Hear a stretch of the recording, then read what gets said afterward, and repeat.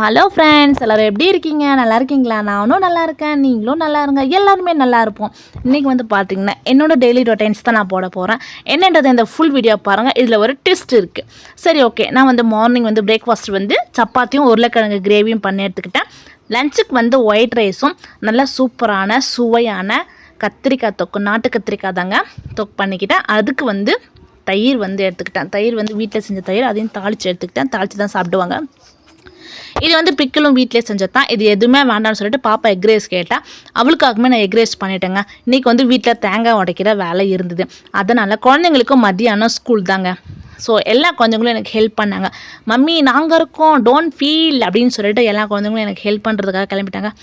அப்பா ரொம்ப சூப்பர்டாப்பு, வாங்க வாங்க அப்படின்னு சொல்லிட்டு நான் எல்லாத்தையும் கூப்பிட்டு வந்து ஆளுக்கு ஒரு வேலையை வச்சேங்க.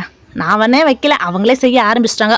2 குழந்தைங்க தேங்காய் எடுத்துகிட்டு வந்து கொட்டினாங்க. 2 குழந்தைங்க தேங்காயெல்லாம் காய வச்சாங்க.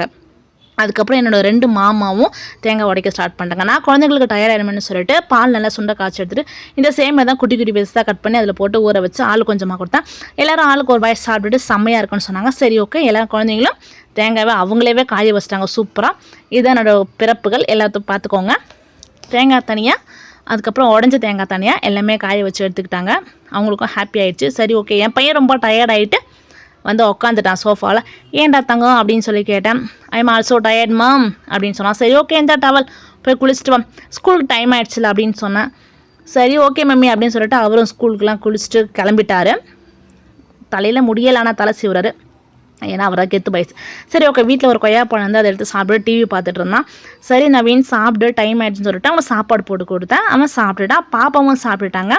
அவங்க வந்து கிளம்பிட்டாங்க. நான் வந்து மிச்சம் வந்து இருக்கிற எல்லா தேங்காயும் நானும் என்னோடய அக்காவும் சேர்ந்து நோண்டி எல்லாத்தையும் ஃபுல்லாக காய வச்சுட்டோம். அவன் வந்து தம்பி போகும்போதே சொல்லிட்டு தான், நான் ஈவினிங் வந்து ஹெல்ப் பண்ணுற மம்மி, நீங்கள் எதுவும் பண்ண வேண்டாம்னு சொல்லிட்டு மட்டையும் ஒரு பங்கு குமிச்சு எடுத்து போட்டுட்டோம். அவன் வந்து ஆனால் வந்து டென்ஷன் ஆகிட்டான் ரொம்ப. ஏன்னு கேட்டிங்கன்னா, நான் வந்து ஹெல்ப் பண்ணுறேன்னு சொன்னல, எதுக்கு எல்லாமே பண்ணிங்க அப்படின்னு சொல்லிட்டு, சரி உடப்பு என்ன இருக்குது, மற்ற வேலையை பார்த்துக்கலான்னு சொன்னால் பாப்பாவும் பின்னாடியே வந்துட்டாங்க. எல்லோரும் அழகாக வந்து ஷூ சாக்ஸ்லாம் கழட்டி வச்சுட்டு பேக்கில் அவங்க வந்து வச்சுட்டு ட்ரெஸ் சேஞ்ச் பண்ணிட்டாங்க. எல்லா ட்ரெஸ்ஸும் அப்புறம் நான் ஈவினிங்கே துவைக்க வேண்டியது தான். காலையிலும் ஈவினிங் 2 வேளை துவைச்சி தான் கரெக்டாக இருக்கும். ஏன்னா 2 வேளையும் குளிச்சுட்டு அவுத்து போடுறாங்க குழந்தைங்க. சரி, ஓகே, 2 வேளையும் நம்ம துவைப்போம் அப்படின்னு சொல்லிட்டு காலைல ஒரு சிங்கிள், ஈவினிங் ஒரு சிங்கிளாக அப்படியே துவைச்சி அலசி காய வச்சு எடுத்து மடித்து அப்படியே வைக்க வேண்டியதாங்க. அப்புறமேட்டுக்கு என்ன தான் நம்ம வேலை செஞ்சாலும் வீட்டை நீ சும்மா தானே இருக்கேன்னு ஒரு வாய் சொல்லிக்கிட்டே இருக்கும். அது வேறு யாரும் கிடையாது, என்னோடய மாமியார் தான். என்னோடய மாமியார் மட்டும் இல்லை, எல்லா மாமியாருமே அப்படி தாங்க. அதுக்கப்புறம் நைட்டு வந்து சாப்பாட்டுக்கு இட்லி செய்யலாம்னு சொல்லிட்டு நான் உருளைக்கிழங்கு குருமா அதுக்கு தனியாக நான் பண்ணி எடுத்துக்கிட்டேன். சரி, ஓகே. குழந்தைங்களாம் டியூஷனுக்கு வந்துட்டாங்க. சரி, டைம் ஆகிடுச்சு, டியூஷன் சொல்லி கொடுத்துட்டு அப்புறம் வந்து நம்ம பண்ணிக்கலாம்னு சொல்லிட்டு பசங்களுக்கு சொல்லிக் கொடுக்க நான் வந்துட்டேன். பசங்களாம் ரொம்ப எக்ஸாமுக்கு சின்சியராக படிச்சுட்டு இருந்தாங்க. அப்படியே நைட்டும் ஆகி போச்சுங்க. சரி, இட்லி ஊற்றிக்கலாம் சூடான்னு சொல்லிட்டு இட்லி மாவு வந்து காலையில் ஆட்டி வச்சுட்டு நல்லா சும்மா சூப்பராக பஃப்னு பொங்கி இருந்தது. அப்படியே அதுக்குன்னு அப்படியே எடுத்து ஊற்றக்கூடாது, நல்லா கிண்டுன்னு கிண்டி கலருன்னு கிளறி அதுக்கப்புறம் ஊற்றிட்டுக்கணும். இட்லி பார்த்திங்களா ரொம்பவே சாஃப்டாக இருக்குது, அப்படியே பன்னு மாதிரி செம்மையாக இருக்குங்க. இட்லி வந்து சாப்பிடாதவங்க கூட இந்த மாதிரி சாஃப்டான இட்லி செஞ்சு கொடுத்தா கண்டிப்பாக சாப்பிடுவாங்க. நீங்களும் ட்ரை பண்ணுங்கள். சரி, ஓகே. ஒரு வழியாக சூடாக இட்லியும் எடுத்தாச்சு, சாம்பார் செஞ்சாச்சு. பசங்க வந்து காலையில் வேலை செஞ்சு ரொம்ப டயர்டாக இருக்காங்கன்னு சொல்லிட்டு அவங்களுக்காக ஒரு எக்கு தான் நான் வச்சிருந்தேன் எல்லாத்துக்கும். சரி, ஓகே. அதையும் கொடுத்தேன். பாப்பா சாப்பிட ஆரம்பிச்சிட்டா. எல்லோரும் சாப்பிட்டுட்டாங்க. அதுக்கப்புறம் என்ன, எல்லா பாத்திரமும் அப்படியே இருந்து போச்சு. சரி, நைட்டில் ஒரு டைம் கழுவி வச்சாந்தாங்க, நல்லா ஈஸியாக இருக்கும் காலைல ஏஞ்சி வேலை செய்கிறதுக்கு.